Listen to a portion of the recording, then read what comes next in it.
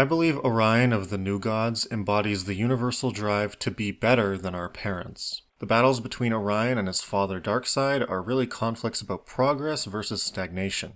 The bold, futuristic design of Orion versus the rigid, rocky, and therefore stagnant appearance of Darkseid. The power of Orion's conflict comes from the fact that every human being faces the same one on some level. Your parents may not be as bad as Darkseid, but they make mistakes, big and small, and it's up to you to avoid making the same ones if we're going to create a better world. If everyone can just be better than their parents, society will constantly move forward, but when we repeat their mistakes and perpetuate their cognitive distortions, society stagnates. So when Orion battles the forces of Darkseid, behind every blow is the power of you defying a negative impulse that you inherited from your parents. Where the conflict becomes more complicated and realistic is in the shame that Orion is characterized with, which is based on the similarities he has to his father. Unlike Luke Skywalker being essentially the opposite of Darth Vader, Orion shares notable qualities with Darkseid that he has to reconcile.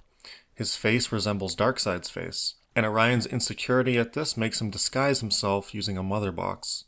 He is also just as violent as his father, with the same capacity for killing his enemies and the same skill at doing so. The only people who have seen the true face of Orion and still call him a friend, and who understand that Orion's violent behavior is only for the cause of freedom, are Lightray and Becca. It takes a depthful examination of a person to understand that their superficial qualities don't define them, and that can ease the shame of anyone who is uncomfortable with their troublesome lineage. The fact that Orion struggles with this internal conflict adds to the realism of New Gods, because it's hard to be better than your parents when you came from them.